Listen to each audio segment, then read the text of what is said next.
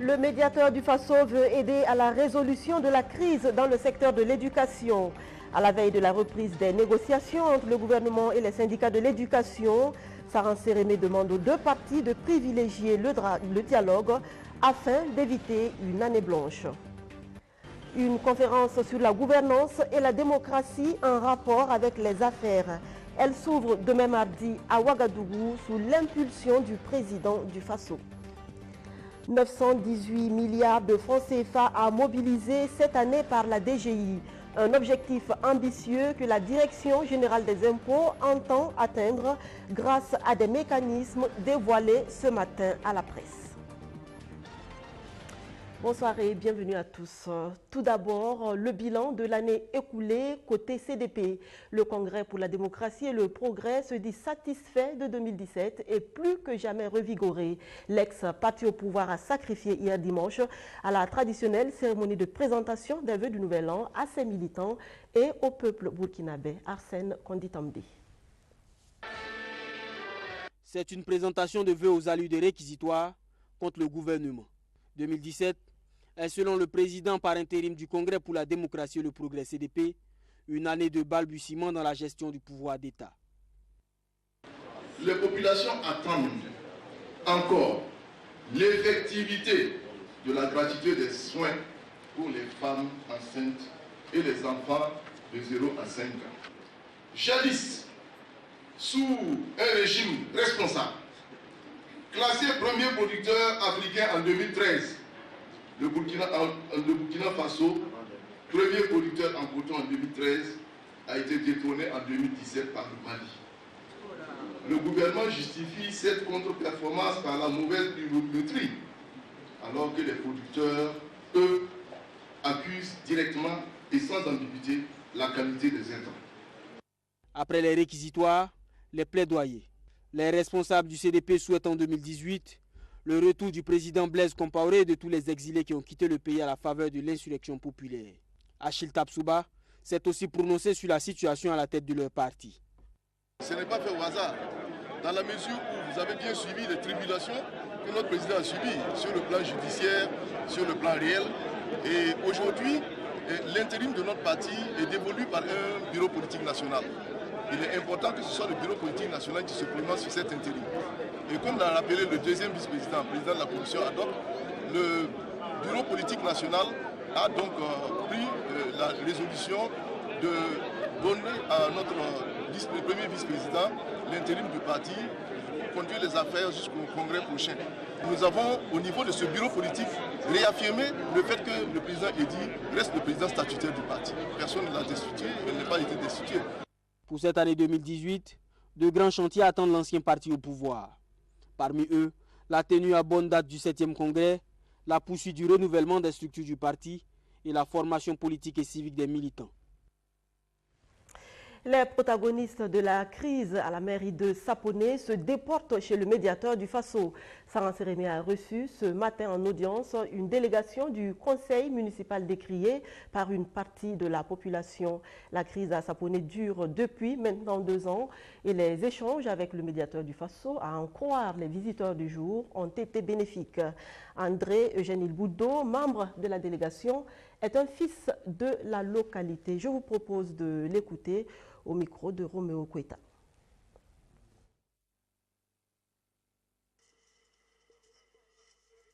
Le médiateur nous a longuement écoutés. Nous avions pu lui expliquer en fait ce qui se passe à Saponé et dire qu'à Saponé, il n'y a vraiment pas grand-chose à faire. Il n'y a pas grand problème à Saponé. Il y a quelques petites perturbations qui peuvent être résolues seulement si on nous écoute. Je crois que ce que le médiateur a fait aujourd'hui, si on avait eu l'avantage d'avoir été écouté auparavant et que l'explication qui a été donnée au médiateur a été donnée à certains membres du gouvernement, ce qui est arrivé à Saponé là ne serait pas arrivé. Aujourd'hui, nous pensons et nous souhaitons que le médiateur qui a pris à bras le corps le problème de Saponé puisse être écouté et que les solutions qu'elle va proposer puissent être acceptées de part et d'autre pour que Saponé retourne dans un fonctionnement normal pour que les vies des populations de Saponnet là ne soient pas perturbées parce que quelques individus souhaitent perturber la vie de tout le monde. En fait, il n'y a pas de véritable point d'achoppement. Dans toute élection, il y a ceux qui perdent et ceux qui gagnent. Et en démocratie, en principe, ceux qui perdent se soumettent à ceux qui gagnent. Or, il est arrivé que dans ce cas de figure-là, il y a des gens qui ont perdu et qui refusent de se soumettre à ceux qui ont gagné. Et malheureusement, des gens qui devaient les interpeller pour leur dire de se soumettre à ceux qui ont gagné, les ont laissés faire et même les ont encouragés, on a l'impression. Et c'est pourquoi ce qui est arrivé à Saponnet arrive. Sinon, il n'y a vraiment pas de problème à Saponnet. Donc, il n'y a pas de point d'achoppement en tant que tel. On ne peut pas nous expliquer. Voilà. Bien qu'on ait dissous le conseil municipal, il n'y a pas de décret qui disent que le conseil municipal a été dissous. On a dit que c'était un projet de décret. Mais le décret n'a pas paru, il n'a pas été signé. On ne peut pas non plus envoyer quelqu'un pour gérer la mairie de Saponnet à un représentant de l'État, parce que la loi ne l'autorise pas à le faire. Je crois qu'aujourd'hui, depuis plus d'1 mois, il n'y a aucun acte de naissance qui soit signé. Nos enfants naissent, ils n'auront pas d'acte de naissance. On ne va pas faire des jugements supplétifs quand même pour des gens qui sont à côté de Ouagadougou. Les gens ne peuvent plus se marier. Et rien ne fonctionne à Saponnet parce que tout a été bloqué. Même quand le gouvernement a dit que c'est pour que le service soit continu. Malheureusement, le service est bloqué à Saponnet. Donc aujourd'hui, on ne peut que demander à ce qu'on laisse Saponnet tranquille et laisser Saponnet fonctionner comme il se doit. À noter que les contestataires ont eux aussi été entendus par le médiateur du Faso. L'audience à eux accordée a eu lieu cet après-midi. Leur porte-parole s'exprime au micro de Sandrine Zougouri.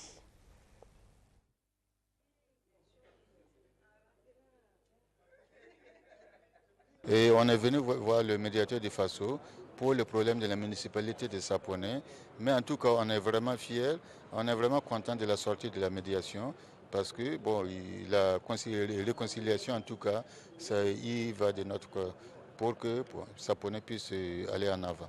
Bon, moi, je suis pour la délégation spéciale puisque le premier maire, là, lui, il est déçu, le second maire, lui, il est déçu. Moi, je pense que, bon, je ne peux dire que c'est un match nul. Nul n'a gagné. Donc, c'est mieux comme ça et on reprend à 0. Moi, je pense que c'est mieux. Le médiateur du Faso, qui, je vous le disais, veut jouer sa partition dans la crise qui ébranle le monde de l'éducation. Saran Sérémé veut éviter aux élèves une année blanche. À la veille de la reprise des négociations entre gouvernement et syndicats de l'éducation, elle invite les deux camps à privilégier le dialogue. Elle a échangé ce matin avec la coordination nationale des syndicats de l'éducation. Roméo Kweta. Face au médiateur du Faso ce 15 janvier, la coordination nationale des syndicats de l'éducation réaffirme sa volonté de poursuivre le dialogue avec le gouvernement afin de trouver une issue favorable à la crise qui ébranle le secteur de l'éducation. La coordination se dit même disposée à des concessions, mais le blocage se trouve au niveau du gouvernement qui ne propose rien de concret selon le syndicat. Dans les discussions, je pense que le gouvernement, s'il veut être franc, alors nous acceptons qu'on est selon certaines choses. Donc là, nous sommes disposés. Nous sommes sûrs que notre plateforme comporte beaucoup de points. Et voilà pourquoi je parle de court terme, moyen terme et long terme. Ça veut dire que nous acceptons de faire des concessions. Mais pour l'instant, c'est des discussions qui se mêlent, c'est des débats, c'est des engagements verbaux. Et nous ne pouvons pas nous fonder sur des engagements verbaux pour dire à la base les choses évoluent bien. La grève de 72 heures de la coordination nationale des syndicats de l'éducation a pris fin le 11 janvier dernier. Les cours ont repris, mais les évaluations sont toujours suspendues. Les examens de fin d'année sont d'ores et déjà menacés, mais le syndicat clame toujours sa bonne foi quant au rattrapage de l'année scolaire en cours, à condition que le gouvernement soit franc dans ses négociations. Pour nous, une année blanche n'est pas envisageable parce que les cours sont dispensés, ce sont les évaluations qui ne sont pas faites. Et alors, lorsque nous allons trouver un protocole d'accord avec le gouvernement, nous allons ensemble voir dans quelle mesure nous pourrions évaluer rapidement les élèves, trouver les mécanismes nécessaires pour que l'année ne soit pas invalide. Sauver l'année scolaire, c'est également ce que souhaite le médiateur du Faso. Sarah Sérémé invite syndicats et gouvernements à des discussions franches et sincères. Du côté des syndicats, on attend toujours des propositions concrètes. Les négociations reprennent demain entre les deux parties. Renforcer la voix des entreprises pour soutenir la démocratie et la gouvernance. C'est tout le sens de la conférence qui s'ouvre demain à Ouagadougou. 350 acteurs politiques, économiques et de la société civile sont attendus à cette rencontre initiée par le président du Faso, Alfred Tuye. La politique et l'économie sont pour les États ce que sont les roues pour un engin.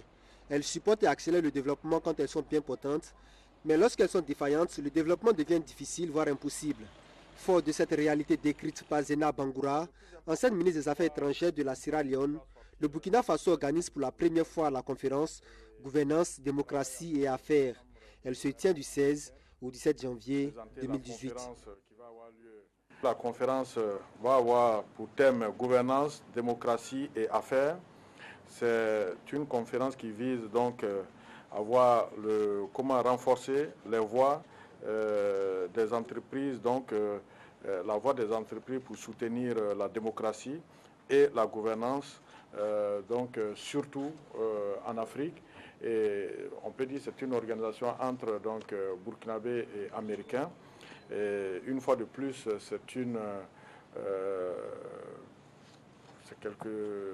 un bon point pour à la fois la diplomatie burkinabé, mais aussi c'est quelque chose de formidable qui renforce les relations entre les États-Unis et le Burkina Faso. Sont attendus à cette conférence des acteurs issus des différentes sphères des États du monde. Plusieurs activités, dont des panels, constituent le programme des activités. Nous attendons 350 participants. Ça, c'est non compris les cérémonies d'ouverture et de clôture, où il y aura de nombreux invités. Mais en termes de participation réelle, c'est-à-dire la conférence répartie entre les différents panels qui vont avoir lieu, nous attendons 350 participants, burkinabés, américains et africains. Et comme je vous ai dit, ces participants, ça va des hommes d'affaires aux politiques, à la fois majorité, à la fois opposition, syndicats aussi, les syndicats sont invités, la société civile, et vous avez des hommes politiques africains, vous avez qui sont en fonction, certains ne sont plus en fonction, des parlementaires burkinabés, des parlementaires étrangers, y compris des présidents d'assemblée. Donc c'est un beau monde que nous attendons. La conférence se présente comme un brainstorming. Elle a une dimension internationale et sera sanctionnée par une déclaration dite l'appel de Ouagadougou. C'est vrai qu'il y a cette relation Amérique-Burkina, mais c'est une conférence qui est ouverte avec la participation de nombreux pays africains, même à des niveaux très élevés, comme on a dit, avec la possibilité qu'il y ait des chefs d'État. Donc forcément, ça aura une dimension internationale. L'idée de la conférence est née aux États-Unis à l'issue des Burkina Days, la rencontre des hommes d'affaires des deux États. L'espoir est placé cette année encore sur la Direction générale des impôts pour renflouer les caisses de l'État.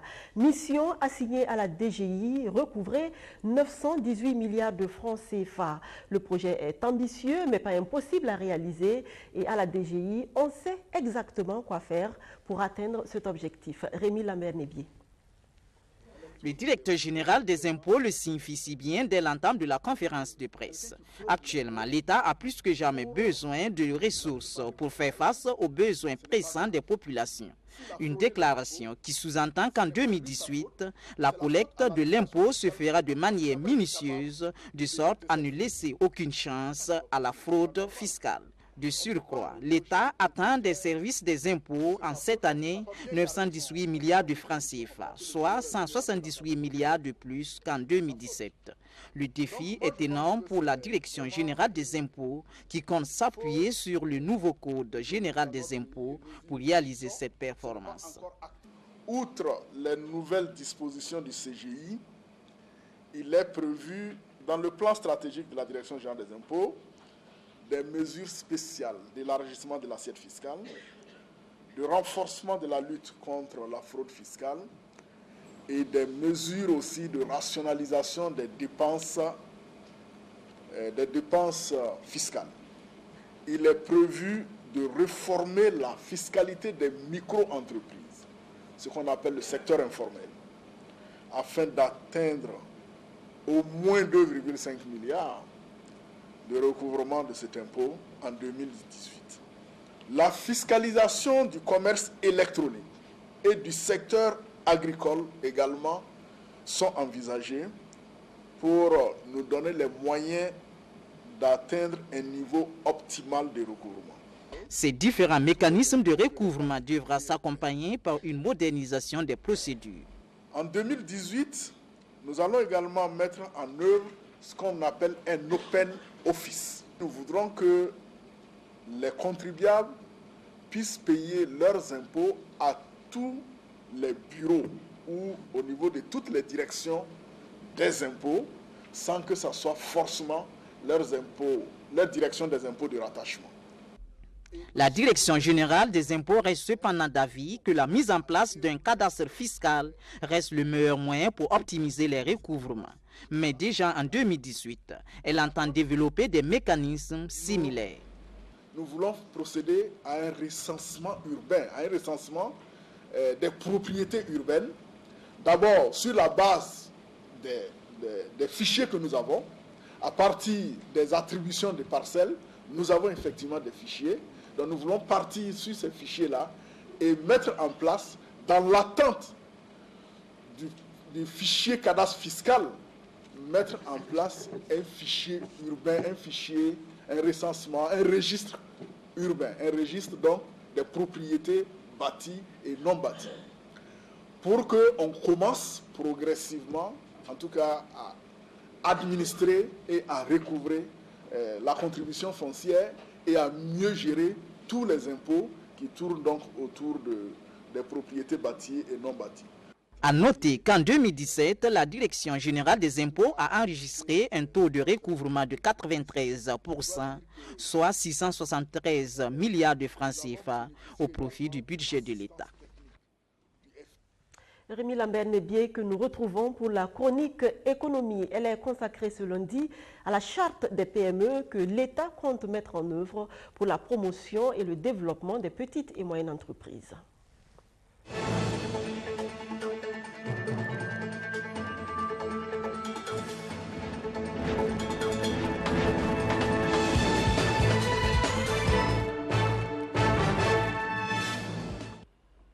Ce sera la bonne nouvelle pour le secteur de l'entrepreneuriat au Burkina Faso si elle venait à être opérationnelle. La charte des petites et moyennes entreprises PME, déjà sur de bons rails pour voir le jour après son adoption en septembre 2017 par le Conseil des ministres, cette charte devra être le levier des PME qui éprouvent visiblement du mal à tirer leur épingle du jeu dans le contexte économique burkinabé. En cours de signature, la charte dégage de meilleures conditions de financement des petites et moyennes entreprises. Au Burkina, tous les entrepreneurs vous diront que la question du financement, c'est un vrai casse-tête. Et donc, la charte des PME a prévu un ensemble de mesures de faveur, de financement qui sont accordés aux entreprises reconnues comme PME. Et parmi ces financements-là, déjà, il y a le fait que l'État va mettre en place un fonds spécial, déjà, qui va permettre ces fonds-là qui sera accessible aux PME. Ça, c'est la première mesure de financement. Et une autre mesure qui va faciliter les garanties qui sont demandées aux entreprises lorsqu'elles s'adressent à des institutions de financement comme les banques et autres. Donc, ces garanties-là vont permettre de faciliter l'accès au crédit à ces entreprises PME. Et puis, il y a d'autres mesures comme le crédit bail. Il y a une loi sur le crédit bail qui a été votée. Tout ça, ce sont un ensemble de mesures, un paquet de mesures, en tout cas, qui vont faciliter le financement des PME pour leur développement, pour leurs projets d'investissement, pour, en tout cas, explorer d'autres marchés, pour mieux se structurer. Des mesures incitatives fiscales et douanières sont également prévues dans les articles de cette charte. Et ces faveurs fiscales-là disent notamment, entre autres, que en tant que PME, vous avez droit à une déclaration unique, par exemple, de vos impôts et vous avez la possibilité de payer en plusieurs tranches.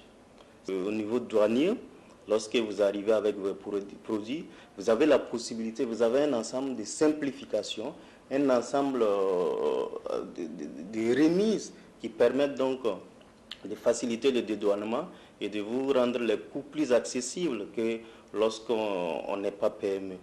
Une charte qui certainement va susciter l'engouement des jeunes entrepreneurs. Toutefois, elle s'appliquera selon des conditions bien définies, telles qu'énumérées par l'économiste du Faso de ce 15 janvier.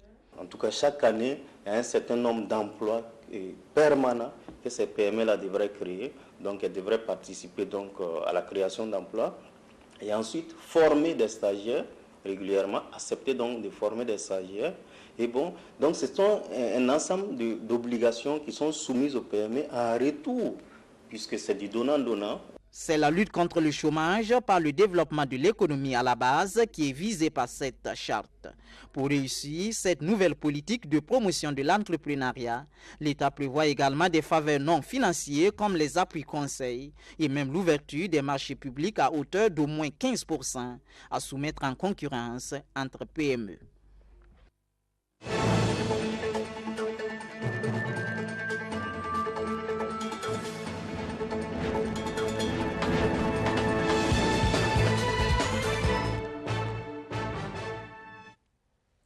Juin 2018, tout au plus, les travaux de construction du chemin de fer Ouagadougou-Accra devraient commencer.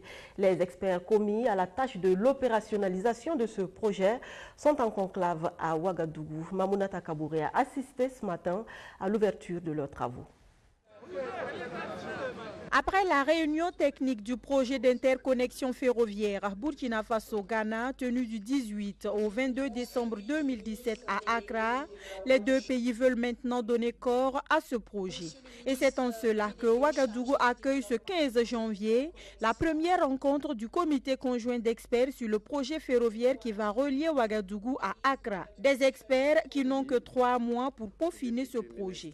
Aujourd'hui, c'est la première réunion des experts à Ouagadougou et nous leur avons donné 3 mois avec un calendrier précis pour que ce projet puisse passer à sa phase de réalisation avant le mois de juin. En effet, le temps est venu d'élaborer un plan d'action assorti d'un calendrier de mise en œuvre. En particulier, il nous faut convenir du tracé de la ligne ferroviaire Ouagadougou-Accra en tenant compte des éventuels carrefours commerciaux, des gisements minéraux, des parcs industriels, des centres énergétiques, etc. À cette réunion, experts burkinabés et ghanéens vont également revoir le protocole d'accord de 2004 pour élargir les missions du comité et élaborer et convenir d'un plan d'action pour la mise en œuvre du projet. La question du financement sera également sur la table des échanges. Et le financement, comme je l'ai dit dans mon discours, il s'agit d'un BOT. C'est Build Operating Transfer. Donc ça veut dire que c'est un partenaire qui va construire, exploiter et transférer au pays. Alors, donc l'État n'aura pas à enlever un franc. Il va construire, exploiter dans un délai donné, un temps donné, qui sera défini par les 2 États. Et il transfère après ce délai-là. Ce projet d'interconnexion ferroviaire qui va sans doute offrir au Burkina Faso une alternative nouvelle de désenclavement va également accroître la sécurité du transport des personnes et des biens, soulager les routes burkinabées des lourdes charges de camions et accroître les échanges commerciaux entre le Burkina Faso et le Ghana. Opérationnalisation de la stratégie nationale de la culture et du tourisme pour une optimisation des performances du secteur. C'est la thématique au cœur du premier CASEM 2018 du département d'Issouf Sawadogo. L'objectif est de faire le bilan de l'année écoulée et de dresser les grandes lignes pour une gestion efficace du ministère de la Culture, des Arts et du Tourisme en 2018. Arsène Konditamdi. En 2017, on a enregistré de bonnes performances au ministère de la Culture, des Arts et du Tourisme. De nombreuses activités ont été réalisées et au cours de ce premier conseil d'administration du secteur ministériel de l'année 2018, on les passe en revue. Les taux de réalisation des objectifs fixés en début d'année aux structures attachées atteignent parfois 100%. Il y a une structure qui a réalisé seulement 50% de ses activités, mais ailleurs, nous sommes à des taux qui sont autour de 70-75%. Il y a même quelques structures qui ont atteint 100%. Donc globalement, c'est satisfaisant. Maintenant, le CACEM va être l'occasion de revenir sur ce qui a marché, ce qui n'a pas marché, et d'en tirer les leçons. L'année 2017 s'est certes achevée en beauté, mais ce début d'année 2018 est marqué par la sortie médiatique du syndicat des travailleurs de ce département. Il demande la mise en œuvre du protocole d'accord signé en juillet 2017 avec Tahirou Bari, l'ancien ministre en charge de la culture. Interrogé sur la question, le ministre Issouf Sawadogo promet de rencontrer les partenaires sociaux pour des propositions. Nous avons discuté avec eux. Pour l'instant, je ne peux pas aller en détail parce que c'est avec eux. Ils doivent avoir la primeur de l'information. Nous avons des propositions concrètes à leur faire. Et dans les prochains jours, nous allons échanger. Au terme de 2 jours d'échange de travaux, il est attendu des administrateurs des recommandations fortes qui vont permettre d'atteindre les nouveaux objectifs fixés pour l'année 2018. Hâtez-vous de bien vivre et songez surtout que chaque jour est à lui seul une vie. Sur cette citation de Sénèque, philosophe et homme d'État romain, je vous dis merci et à demain pour un nouveau point sur l'actualité. Bonsoir, où que vous soyez.